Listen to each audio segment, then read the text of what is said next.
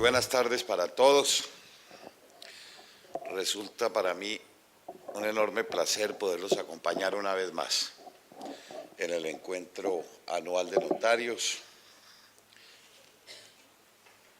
y expresarle al doctor Álvaro Rojas mi agradecimiento por esta distinción que me impone la Unión.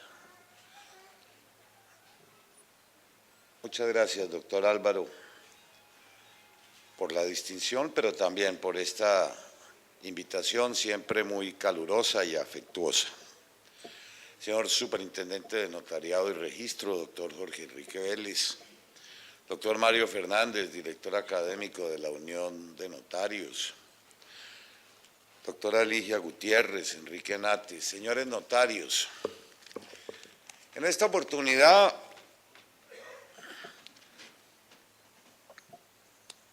fui invitado a compartir con ustedes una vivencia la más especial, fructífera, enriquecedora de las que he vivido a lo largo de ya muchos años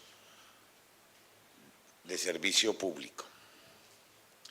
Hace ya 3 meses abandoné el cargo de ministro de la Vivienda, Ciudad y Territorio. Y cuando Álvaro me llamó para que en la tarde de hoy muy rápidamente compartiera con ustedes lo que fue el desarrollo de un trabajo en tiempo récord con resultados verificables en una extensa zona del territorio nacional, me pareció grato venir a exponerles en qué consistió ese trabajo, que se ha denominado el programa de las 100.000 viviendas, pero que va mucho más allá de esa meta que en un año cumplimos. Quisiera exponerles cuáles fueron las razones que llevaron al Gobierno Nacional, a mí mismo, a estructurar el programa, financiarlo, ponerlo en marcha. Muchos supusieron en su momento que el mismo era un programa populista en una etapa preelectoral, que tenía simplemente el propósito de regalar unas viviendas, y el mismo dista mucho de ser eso. Recordarán ustedes que antes de la expedición de la nueva ley de vivienda, teníamos un modelo en Colombia estructurado sobre la base de que para comprar una vivienda de interés social, cualquier colombiano debería cumplir 3 requisitos: ahorro programado, crédito y subsidio gubernamental. Pues bien, devolvámonos. Yo quería mostrarles esta gráfica de la dura realidad que por 10 años se enfrentó el país. Empezando por decirles que ninguna familia con menos de 1.7 salarios mensuales de ingreso era apta para el programa. Nos encontramos con la dura realidad de que 1.2 millones de hogares que en Colombia devengan menos de 100.000 pesos mensuales, que son el sector de pobreza extrema, estaban totalmente excluidos de este programa. Y luego también en la base de la pirámide teníamos a 3.7 millones de hogares cuyos ingresos no superaban el 1.3 salarios mínimos legales mensuales. Tampoco eran aptos. Y luego, como si eso fuera poco, otros 400.000 hogares con menos de unos 5 salarios mínimos de ingreso estaban excluidos también. Eso significaba que 5.3 millones de hogares en Colombia, por más de una década, jamás pudieron acceder a una vivienda. No es para ustedes desconocido que miles y miles de colombianos anualmente deambulaban con una carta cheque que nunca podían materializar en una vivienda. ¿Y por qué? Porque jamás pudieron hacer el cierre financiero. Porque para hacer el ahorro programado, una persona que devengara un salario mínimo requería 14 años de ahorro para poder cumplir con ese propósito, y eso no le garantizaba que accediera al crédito, mucho menos en los sectores informales, que estaban representados por esa base que les estoy mostrando. Durante más de 10 años, el presupuesto asignado en el gobierno nacional para otorgar subsidios de vivienda, en más de un 90% no se ejecutó. Significaba eso que el gobierno expedía las cartas cheques y anualmente las iba rotando sin que los recursos se ejecutaran. Una desgracia. No teníamos política de vivienda social. Cuando yo llegué al ministerio, escúchese bien, la vivienda de interés prioritario en Colombia, que es la vivienda que llega al tope de 40 millones de pesos, se había acabado. La existencia, la oferta de vivienda no llegaba a 2.000 unidades en todo el territorio nacional. De esas 1.500 estaban concentradas en el municipio de Soacha, en el proyecto Ciudad Verde, que para muchos de ustedes es conocido. Miren, ¿a qué llevó eso? Probablemente no puedan ver toda la filmina, pero tan solo el 4.7% de los recursos de inversión se materializaban en la construcción final de viviendas de interés social. ¿A qué nos condujo eso? A que en todas las ciudades del país la oferta para los sectores informales dejara de existir. Eso fue lo que produjo los barrios subnormales. Eso fue lo que nos condujo a construir en zonas de alto riesgo. La no oferta de vivienda formal de interés social. A ese déficit acumulado de 1.2 millones de casas que yo encontré, anualmente se venían sumando más de 100.000 soluciones deficitarias. Este es un país que forma 280.000 nuevos hogares anualmente. Tan solo atendemos 140.000 en los estratos más altos, pero en la base, más de 145.000 viviendas se siguen acumulando anualmente a nuestro déficit habitacional. Estamos hablando del déficit cuantitativo, porque el cualitativo también es monumental.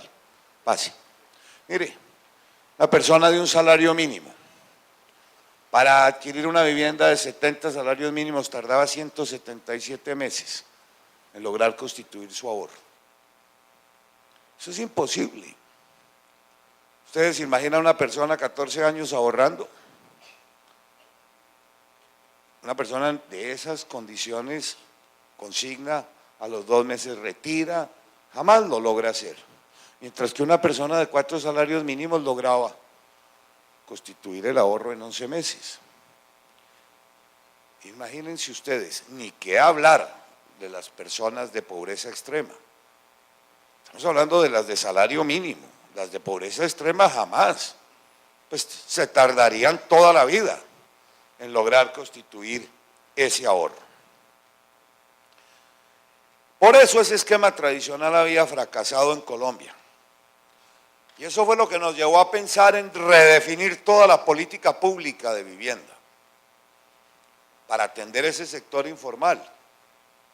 Y se los menciono porque en Colombia tenemos un sistema en donde el ministerio atiende el sector informal. El sector formal es atendido por las cajas de compensación, que más o menos funcionan bastante bien. Pero el sector informal es responsabilidad del ministerio. A eso es a lo que yo me estoy refiriendo. Siga. Por eso en mi llegada al ministerio tramitamos en un tiempo récord, en 25 días, la nueva ley de vivienda y redefinimos una política pública que ojalá sea perenne, que dure muchos años. Porque es una política pública orientada a llegarle a todos los sectores de la población. Esta era la ejecución de los subsidios. Lo que yo les comentaba, esos subsidios rotaban y rotaban, pero nunca se materializaban en la compra de una casa. El sector de la informalidad se fue apoderando de todas las ciudades, invasiones, alto riesgo, ausencia de urbanismo, no servicios públicos, ningún equipamiento, por supuesto, en esos barrios, ni colegios. Siga. Bueno, aquí quería comentarles, ¿Colombia ha sido el único país en el mundo que ha ejecutado eso? Por supuesto que no. Está la experiencia chilena, la experiencia mexicana, que es monumental. México está construyendo más de 1 millón de viviendas de interés social anualmente. Está la experiencia brasilera de Lula, mi casa, mi vida. Con diferentes modalidades. Todos los países son conscientes de esta realidad que vivimos nosotros en Colombia, pero que no le es ajena a todo el contexto de países latinoamericanos. En algunos países se han inventado un sistema más o menos de unos arriendos simulados. De manera que en Brasil, por ejemplo, venden la casa con una especie de leasing, con un arriendo que equivale a 8 o 9 mil pesos colombianos. En otros la regalan directamente, con diferentes formas, pero todos están llegando al segmento de extrema pobreza con una vivienda en condiciones distintas al esquema tradicional de subsidios que operó en Colombia y en Chile y en muchos países. ¿Por qué resolvimos nosotros darla gratis? Por una razón particular. Cobrar esa cartera de los 7.000 y de los 8.000 pesos es, digamos, una opción. Nosotros quisimos que las viviendas de interés social, de interés prioritario gratuitas, las afiliáramos al programa de la presidencia, del DPS. El DPS es el programa de superación de la pobreza extrema, que reúne 37 requisitos, a quien desde la expedición de la cédula, la salud, la educación, la capacitación, todo un proceso de formalización de la familia. Estamos seleccionando preferentemente a quienes ya han cumplido un número de requisitos, en donde la casa se convierte en un elemento de fidelidad con el programa. De manera que quien recibe su casa debe continuar con los demás pasos hacia el tema de superación de la pobreza. ¿Qué más quisiera comentarles? Bueno, reconocer que el gobierno del presidente Santos ha hecho un esfuerzo descomunal en materia fiscal para estos programas. En el Ministerio de Vivienda, para el tema de vivienda de interés social, se comprometían anualmente 150.000 millones de pesos. Durante el año que yo estuve en el ministerio, el gobierno nacional dispuso de 7.1 billones de pesos. Dimensionen el esfuerzo fiscal y el compromiso político del presidente para con este programa. Yo no creo que haya habido un sector ni un ministerio en donde de una vigencia fiscal a otra se reciba un incremento presupuestal para el rubro de inversión de esta magnitud. Y no les estoy hablando del sector agua potable, donde también pasamos de 60.000 millones de pesos a 3.5 billones de pesos en 10 meses. Una revolución, pero una revolución sin precedentes en esta materia. Y eso era algo que no podía dejar de resaltar. Colombia entró al exclusivo club, también con México, Brasil y Chile, que compromete un 1% de todo su Producto Interno Bruto en el tema de vivienda popular. Estos programas tuvieron un énfasis distinto. En primer lugar, por la modalidad de contratación. Casa pagada, casa entregada. Se acabaron los anticipos. En las convocatorias, las firmas constructoras debían participar suministrando la preaprobación de sus créditos constructor con el sistema financiero. De manera que el riesgo en la ejecución de los proyectos corría por parte de las firmas constructoras. Eso sí, el gobierno consignaba en la fiducia el valor total de las casas para que el constructor, una vez entregadas a satisfacción con sus pólizas de estabilidad, pudiera en 24 horas retirar sus recursos. ¿Y por qué eso? Porque también en Colombia se había instaurado algo perverso. Cuando yo llegué al ministerio encontré 288 proyectos siniestrados de vivienda popular, con miles y miles de colombianos que habían perdido sus ahorros, centenares de pleitos con las compañías de seguros, e indiferente de la suerte de esos pleitos, las viviendas jamás se construirían y las personas fueron engañadas. Retiraban el anticipo y no construían las casas, o las dejaban empezadas o a medio hacer. 288 proyectos siniestrados, prácticamente la totalidad de los proyectos que se habían aprobado. Algo muy lamentable. Y este sistema sí ha funcionado divinamente. Convocatoria, adjudicación, el constructor coge el lote, construye las viviendas, hace el urbanismo, las entrega terminadas a satisfacción en un año. Y están cumpliendo. Porque si al cabo del año no las han terminado, el gobierno se libera de la obligación de pagarlas. Cuando las viviendas se construyen en lote público, adelantamos un contrato de obra. Cuando se construyen en lote privado, que son la mayoría de ellas, en donde el constructor no solo aporta la construcción, sino la propiedad del lote, celebramos un contrato de promesa de compraventa, sometido a unos requisitos de tiempo, de calidad de obra y de periodo de construcción. No ha habido un solo pleito. ¿A quién le pleitean? Ni un reclamo, ni nadie se vuela con un peso, ni anticipo, ni nada. En tiempo récord, como les decía, este año se entregarán 90,000 viviendas.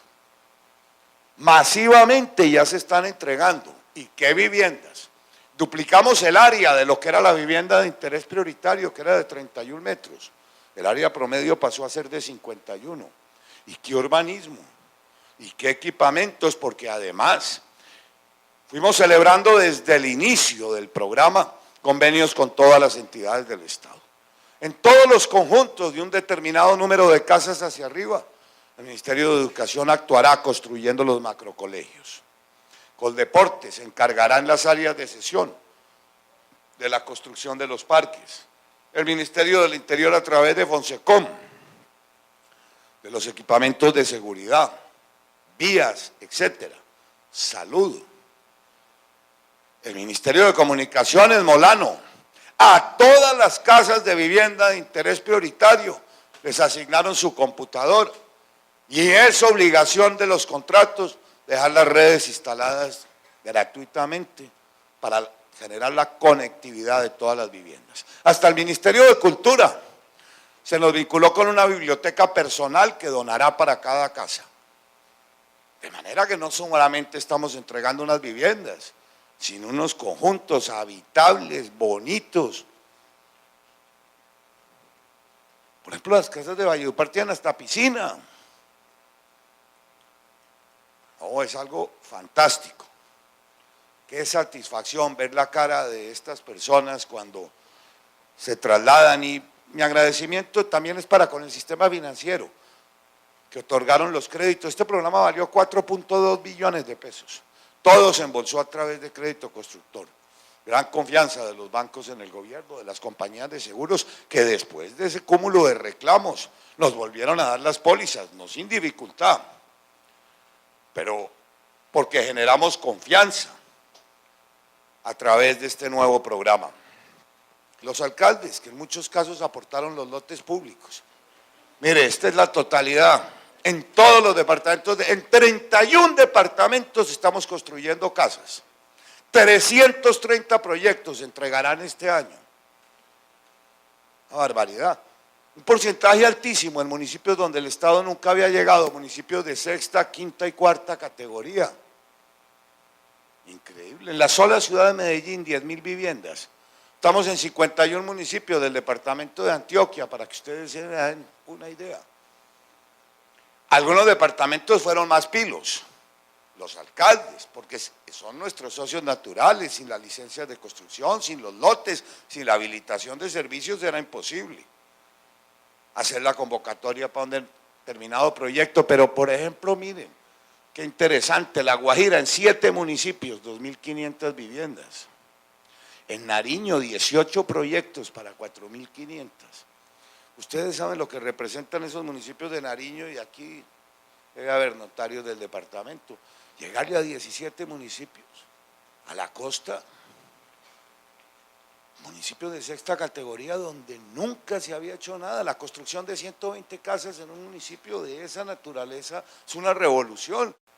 ¿Cómo se adjudican estas casas? Se adjudican mediante sorteos públicos entre la población previamente seleccionada, que fundamenta, miren, paren ahí los edificios en Antioquia, las casas de Pradera Valle ya se entregaron, Cali ya estamos terminando la entrega, son tan solo unos ejemplos. Miren, Cartagena, Aranjuez, Soledad, Galapa, proyecto que ven a la derecha izquierda es el de Valledupar, el que yo les decía. Bueno, estábamos en qué, la forma de adjudicar. Bueno, la mitad de las casas son para familias desplazadas, pero también califican las personas mayores con prioridad.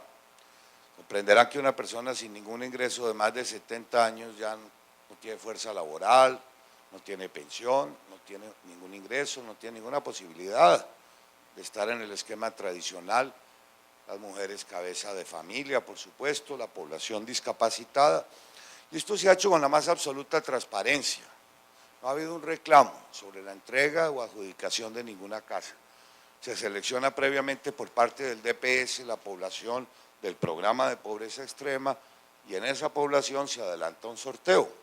Quienes no resultan beneficiarios quedan priorizados para la entrega siguiente en la selección de los mismos. No imaginan qué emoción es eso. Personas de 70 años, 75 años, que le digan que por primera vez van a tener su casa sin tener que pagar nada, es algo, la gente no lo puede creer. Llora y se resiste a creerlo. Es lo más emocionante que uno pueda imaginar, y en la mayoría de los municipios de donde ustedes provienen ya hay proyectos. Los invito a que algún día constaten no solo el sorteo, sino la entrega ya de las escrituras, sus llaves. Señora, su escritura, su llave no debe nada. Eso es lo más emocionante que puede uno ver y lo más satisfactorio. Pero bueno, este programa no se quedó en las 100.000 viviendas gratis.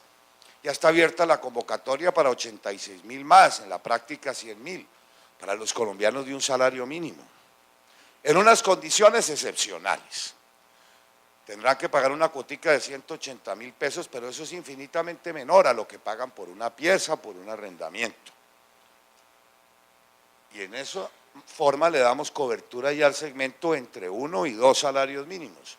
Y ya está vigente también el programa que llamamos clase media, con subsidios a la tasa hasta la vivienda que tenga valor de 200 millones de pesos.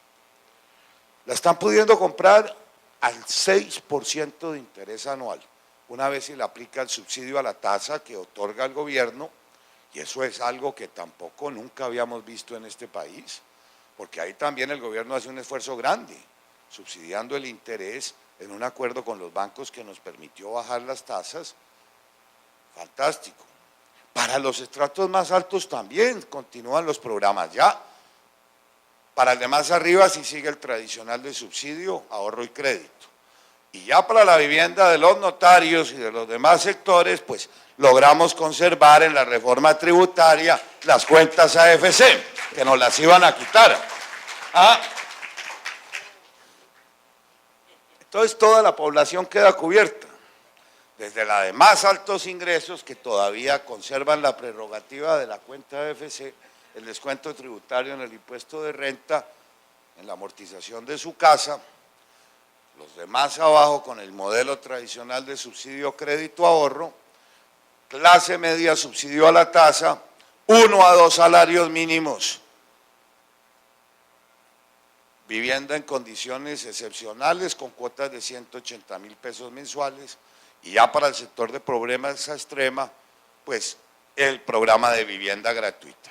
Pero lo que quiero resaltar que resultó muy eficaz es que en un año construimos las 100.000 casas. Sacamos la ley, los bancos, las compañías, los alcaldes, la tierra apareció.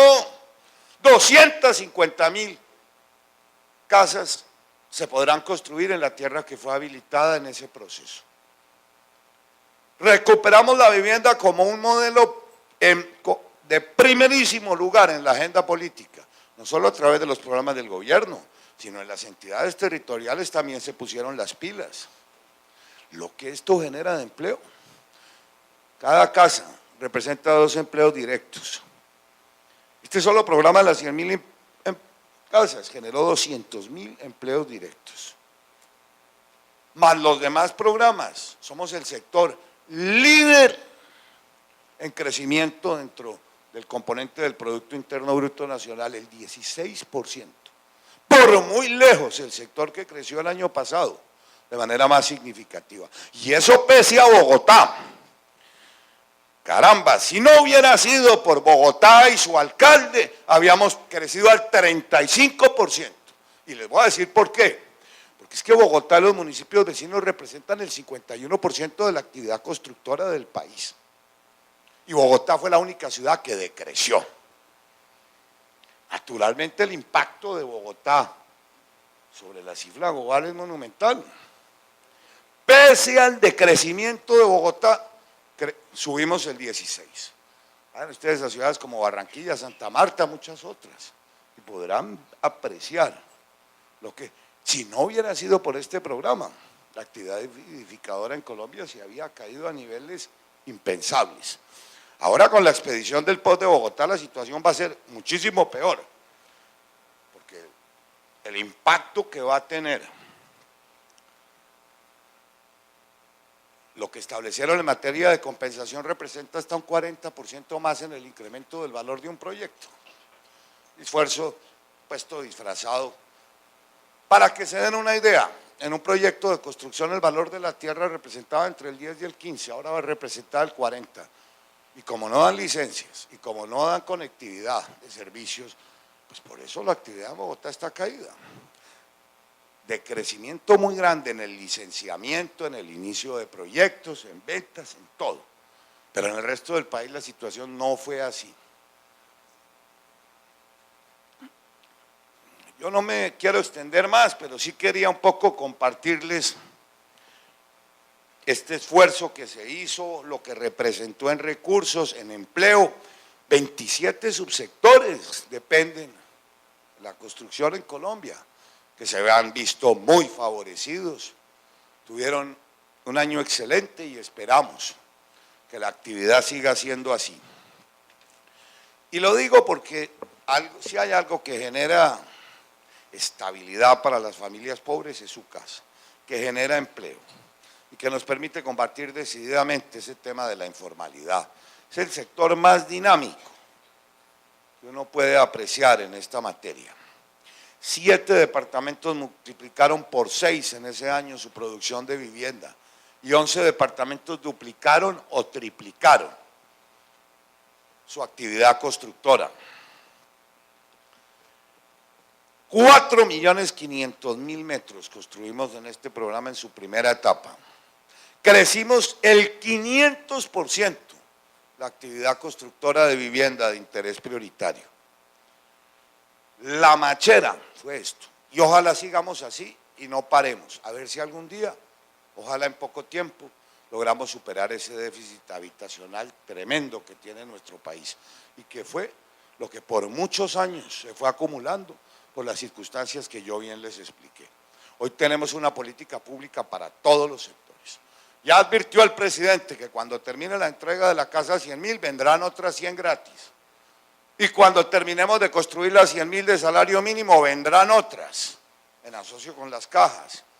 Y se multiplicarán los subsidios a la tasa al sector clase media. y no se van a desmontar las prerrogativas de las cuentas AFC ni del modelo tradicional de ahorro, subsidio y crédito. Una verdadera política de vivienda de la cual carecía el país, pero para la cual también había que poner una enorme cantidad de dinero. Lo logró este gobierno y uno esperaría que eso se perpetúe por muchos años. Y si yo les menciono lo de vivienda, no es porque en agua el esfuerzo haya sido menor, mucho más interesante, un poco opacado por la popularidad que cobraron las viviendas gratis. Pero por fin estamos adelantando en Colombia las obras que nunca se habían hecho. El sector de agua potable era el sector más corrupto que tenía el país. Muchas obras se habían financiado 3, 4, 5 veces y uno iba a ver y no existía. Por fin, el año entrante se van a inaugurar los acueductos que la nación entera reclamó por décadas. Y cuando les digo eso es porque, en efecto, ya se está construyendo todo el plan maestro de acueducto de Riohacha, 50.000 millones de pesos. Por fin Riohacha va a quedar con plena continuidad 7 días a la semana. Y arranca la construcción de todos los acueductos del río Rancherías. Por fin, en Bolívar.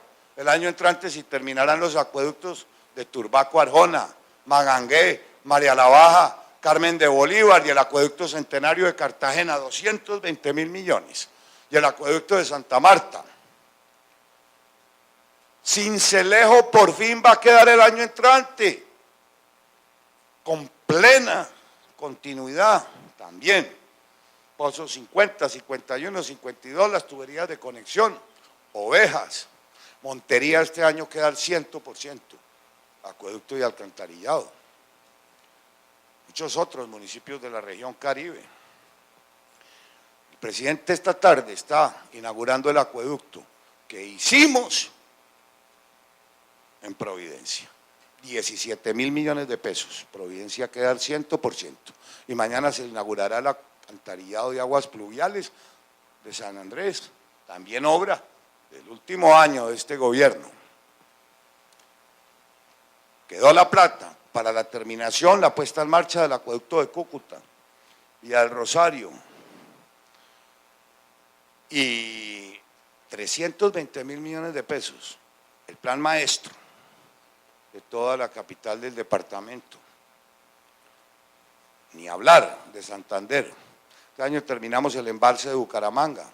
Socorro, San Gil, Los Santos, Barranca Bermeja, 15 municipios están ya financiando sus programas en su totalidad por cuenta del esfuerzo que se hizo el año pasado. Los Patios también quedó en el acueducto metropolitano de norte de Santander y en Antioquia muchos proyectos, empezando por Apartado. Quito por fin el año entrante va a tener su acueducto terminado. Y muchos más municipios de Chocó, Yoroba, Jobaudó, Nariño, Ipiales, intervenimos, Pasto, 80.000 millones de pesos para el desarrollo de toda la zona norte de la capital del departamento. Ibagué, me preguntan, Ibagué está la plata. Ha sido imposible que en 1 año y medio presenten los estudios para su viabilización. Terrible, pero cierto, pero en el Espinal estamos actuando muy decididamente. Ya le cuento lo de Yopal para no prolongarme más. Popayán, acueducto de alcantarillado, muchos otros municipios, todo el acueducto del norte del Cauca, de Puerto Tejada para abajo. Una obra interesantísima. Bueno, en Cundinamarca también, todos los acueductos rurales, de Rosales a la Mesa. El acueducto de Faca. Bueno, en Quindío por fin la planta de tratamiento para Armenia, 40.000 millones de pesos. Una ciudad que se supone que es el departamento más ecológico, sin planta de tratamiento, y vamos a terminar las plantas de tratamiento este año de Tunja, Sogamoso, toda la cuenca del río, Duitama. Intervenimos el municipio de Paipa para recuperar la laguna con una planta de tratamiento también y su alcantarillado. Y eso es a lo largo de todo el territorio nacional. Por acá también hay una lista de proyectos, más de 300 proyectos. Y lanzamos también el programa de acueductos rurales. el acueducto de Risaralda, el acueducto de Manizales, la planta Prieto Gómez, con el bypass para que Manizales nunca más vuelva a tener desabastecimiento. No, el esfuerzo de esto ha sido monumental, el acueducto de Pradera, en el Valle hay por lo menos 10 proyectos, incluido la recuperación del casco viejo de Cali. ¿Qué? También. De Jamundí sale el acueducto interdepartamental de Puerto Tejada y el norte del Cauca. Bueno, la excepción es Yopal, porque Yopal tiene en su plan departamental de agua 170.000 millones de pesos, desde hace 2 años, o 3. No ha sido posible. Y le cuento todo cómo es esa tragedia. Contrataron unos estudios que no los han entregado 1 año y medio después del desabastecimiento.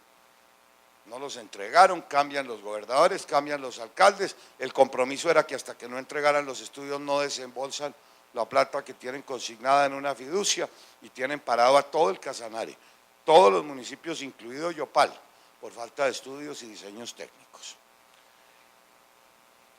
Hicimos también el programa de acueductos rurales y el programa de conexiones intradomiciliarias.